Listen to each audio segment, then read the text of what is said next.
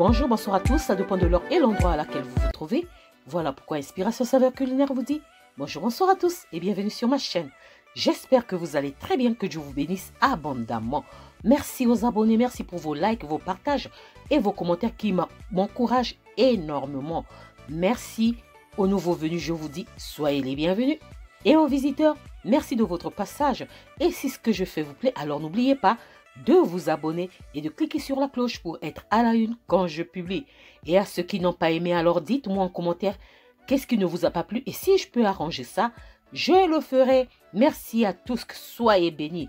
Quant à moi, je vous présente comment récupérer le reste de la soupe. Vous avez fait une soupe, mais vous ne savez plus comment faire, si le manger ou comment le récupérer tout simplement. C'est une astuce, c'est parti pour la préparation. C'est parti. Comment récupérer le reste de la soupe. C'est parti pour la préparation. Pour ça, j'aurais besoin d'une soupe. J'avais fait une soupe au poulet, donc légumes et poulet. Donc, il m'en restait. Je ne peux pas jeter. Moi, je suis anti-gaspille. Je n'aime pas jeter. Donc, qu'est-ce que je fais? Je vais récupérer ma soupe. Je vais séparer le liquide et les légumes. Pour ça, je vais utiliser deux manières de récupérer le liquide et séparer les légumes. J'utilise d'abord un sac à filtre pour filtrer le liquide. Ça, j'aime ce sac parce que le liquide est clair, limpide, donc il n'y a pas de déchets à l'intérieur. Et la deuxième méthode, ça sera une passoire. Donc, si vous n'avez pas ce sac, ne vous inquiétez pas. Prenez une passoire et je vais vous montrer comment faire avec une passoire. Voilà, là, je vais récupérer le liquide. C'est automatique. Vous n'aurez même pas de déchets avec. Voilà. Je vais presser, bien presser mon sac pour récupérer la soupe, le bouillon liquide. Pour récupérer le bouillon. Donc, comment utiliser le reste de la soupe? Comment? Donc, anti-gaspillage. Dans la cuisine, vous pouvez tout faire même avec les restes de vos repas. Et là, je sépare le bouillon des légumes. Donc là, j'ai matière liquide et j'ai ici le solide. Donc, le solide, ce sont les légumes. La deuxième méthode, c'est avec une passoire. Donc, je mets mon bouillon avec tous les légumes dans la passoire et je filtre. En filtrant, je vais bien presser à l'aide de ma cuillère. Je presse bien pour récupérer le liquide. Mais avec cette méthode, votre bouillon sera un peu plus épais. Donc, ça sera un peu plus épais parce que vous aurez un peu les légumes qui vont se former genre pâte ou purée. Voilà. Voilà ce que ça donne. J'ai le bouillon. Voilà. Ça, c'est le bouillon que j'ai récupéré. Le bouillon liquide. Et je vais prendre ce bouillon liquide. Je vais le faire réduire. Je mets dans une grande casserole et je vais faire réduire le bouillon liquide. Je vais le faire corser pour que les saveurs se concentrent très bien. Et les légumes, je vais les déshydrater. C'est facile. Je place les légumes. Dans mes légumes, il y a le poulet. Il y a le poulet. Il y a, je mettrai la vidéo un peu plus tard de ma soupe. Comment est-ce que j'ai fait ma soupe. Donc, il y a le poulet. C'est une soupe aux légumes et au poulet que j'avais fait. Donc, je vais faire un assaisonnement de poulet. Je place tout ce qui est légumes sur mon nouveau appareil à déshydrater. Je me suis procuré un nouveau et il est top. Je ne fais pas la publicité de cet appareil, mais c'est mon mari qui me l'a offert. Donc, moi, je l'ai trouvé un peu cher, mais lui, il a aimé et il me l'a offert. Donc, et il est plus grand. Il est top. Tout ce que je peux dire, si je mets la nuit, le lendemain, c'est prêt, c'est sec. Il est top, il est top. L'autre, ça me faisait parfois 2 jours, 3 jours pour que ça soit bien sec. Mais ça, je programme et il est thermostat. Je programme et je laisse et je vais dormir. Il va travailler, il va s'arrêter seul. Par contre, l'autre, c'est moi-même qui l'ai arrêté. Donc ça, je ne fais pas la publicité de cet appareil.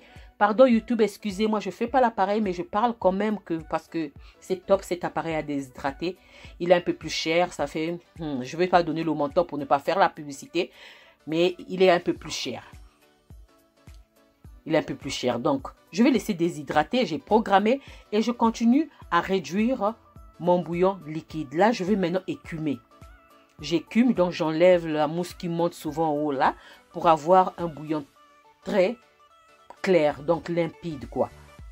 J'écume, vous voyez, j'enlève la mousse qui se forme en haut. Jusqu'à ce que je vais réduire. Je peux réduire même pour que ce soit bien marron, mais moi, je n'ai pas voulu trop corser. Donc, plus je réduis, plus la couleur du bouillon de liquide, le fond de bouillon de poulet, on appelle ça comme ça, le fond de bouillon de poulet, va se corser en saveur. Donc, c'est ce que je vais faire. Je vais faire réduire. Vous avez vu, ça a totalement réduit. C'était presque plein, la marmite. Mais, au fur et à mesure, je vais réduire.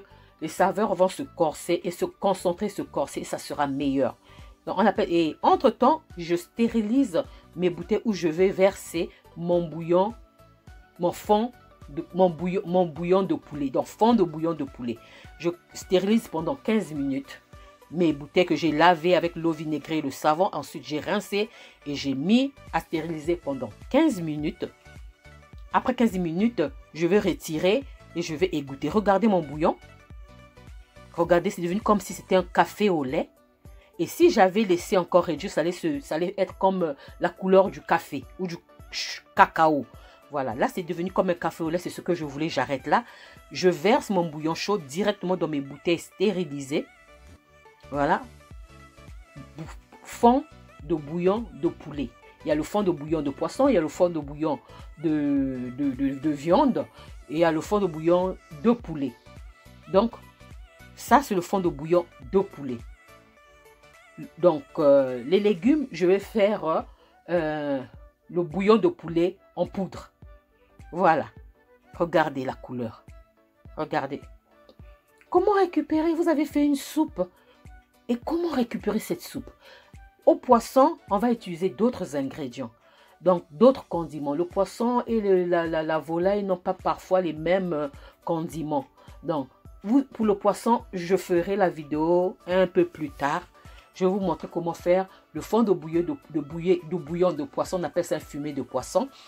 Et comment faire le bouillon de poisson en poudre. La méthode sera pareille, mais les condiments vont changer. Moi, je vais vous donner la base. Je ne vais pas vous donner tout ce que je mets. Quand même, c'est ma recette. Je ne peux pas vous donner tout ce que je mets. Et là, je vais, après avoir versé mon bouillon, mon fond de bouillon de poulet dans des bouteilles, je vais maintenant stériliser ça pendant 1 heure. Pourquoi je stérilise? Je peux les conserver. Si c'est bien fait, je peux les conserver pendant 1 année, voire plus. Moi, j'ai des conserves que j'avais fait pour le confit d'oignon en 2017. Ils sont encore là. Ils sont encore là. Si c'est bien fait, vous les conservez bien. Mais si ce n'est pas bien fait, aussitôt mettez dans le frigo. Voilà. Moi, voilà ce que j'ai fait. L'année passée, j'en avais fait. Ça n'avait pas mis du temps. En 2017, j'en avais fait. Ça n'avait pas mis du temps. Voilà, regardez maintenant. Mes légumes ont bien séché avec les os du poulet. Je vais maintenant mixer les légumes et les os du poulet pour faire un bouillon de poulet en poudre. Il y a le bouillon de poulet en poudre, bouillon de poulet, fond de bouillon de poulet qui est liquide et bouillon de poulet en cube. Voilà.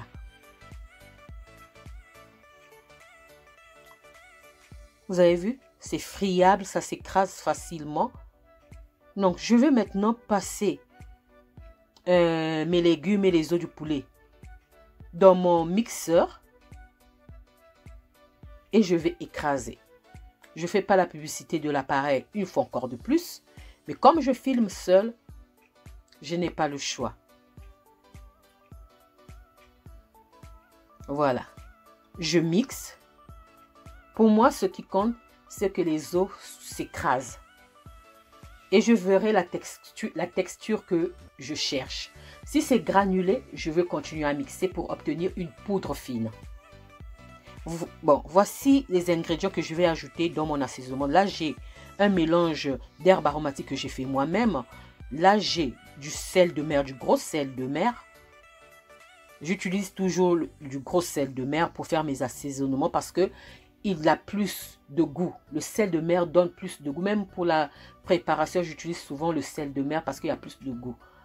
J'ai les graines de moutarde, une cuillère à soupe, une cuillère à soupe de graines de moutarde, 2 cuillères à soupe de paprika en poudre,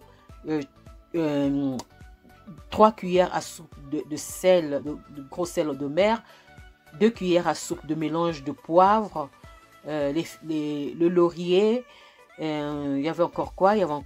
Je veux voir, poivre, paprika, une noix et demie de muscade, du sucre. Si vous avez du sucre roux ou la cassonade ou le sucre de canne de coco, c'est parfait. Donc j'ai du gros sel, 3 cuillères à soupe, 2 cuillères à soupe de mélange d'herbes aromatiques.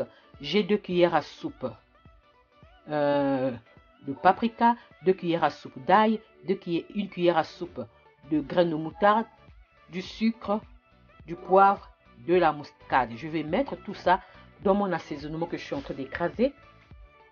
Voilà, sans oublier le laurier. Et j'ai un condiment secret que je ne peux pas vous montrer. C'est mon condiment secret pour rehausser le goût de mon assaisonnement.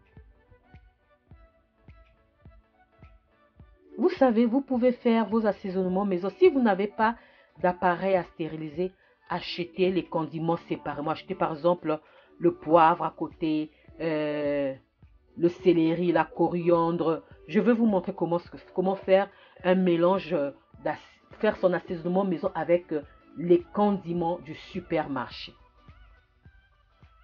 Voilà. J'aime pas la texture, mais je vais continuer à mixer. J'ajoute le sel dans mon assaisonnement que je suis en train de faire. J'ajoute le sel, j'ajoute les graines de moutarde. Les graines de moutarde, vous trouvez ça dans les supermarchés rayons assaisonnement. J'ajoute les herbes aromatiques, j'ajoute le paprika. J'ajoute l'ail en poudre. J'ajoute le poivre, un mélange de poivre. On appelle ça aussi les 5B. J'ajoute le sucre.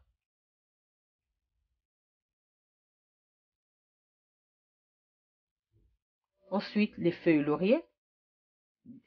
Les feuilles laurier, la feuille laurier, donc c'est une feuille, ou le laurier carrément.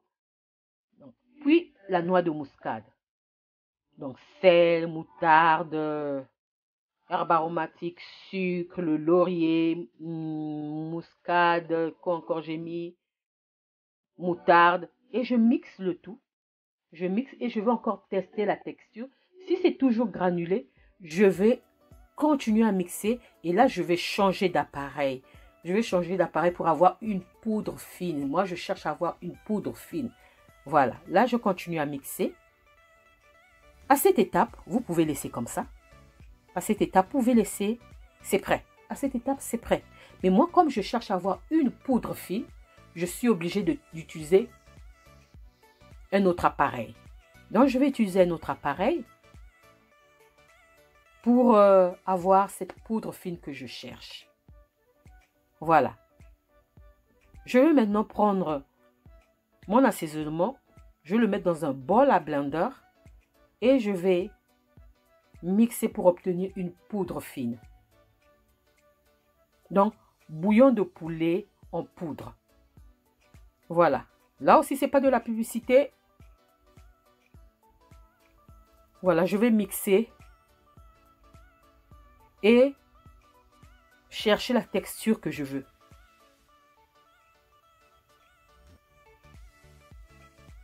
Je disais tantôt, je ferai une vidéo comment faire son assaisonnement maison avec les produits du supermarché. Si vous n'avez pas de déshydrateur, vous n'avez pas comment sécher les produits. Je ferai une vidéo spéciale avec les produits du supermarché. Comment faire le mélange pour avoir un assaisonnement à la maison.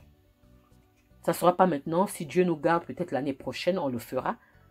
Donc, on verra. Peut-être cette année, avant la fin de l'année, on verra. Voilà. C'est cette texture que je cherche. Vous avez vu, j'ai obtenu une poudre plus fine. C'est ce que je veux. Et je vais continuer à mixer ainsi, jusqu'à ce que je vais terminer de mixer. Voilà. Voilà ce que je cherchais. Voilà mon bouillon de poulet en poudre. Donc, mon assaisonnement de poulet en poudre. Ou d'autres diront aromate de poulet en poudre. C'est pas en cube, c'est en poudre. Voilà.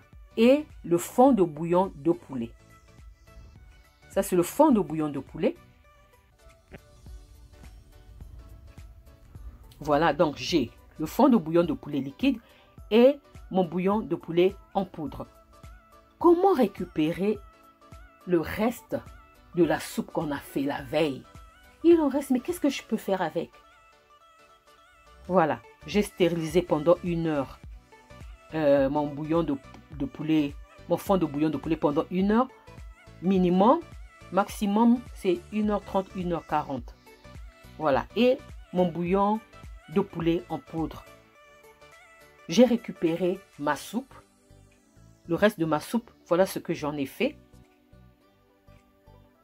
Vraiment, j'espère que j'ai été nette dans mes explications et que la vidéo vous a plu. J'espère que vous allez tenter l'expérience. Amusez-vous dans la cuisine. Cherchez à développer vos sens en cuisine. Prenez du plaisir à faire ce que vous aimez en cuisine. Prenez du plaisir.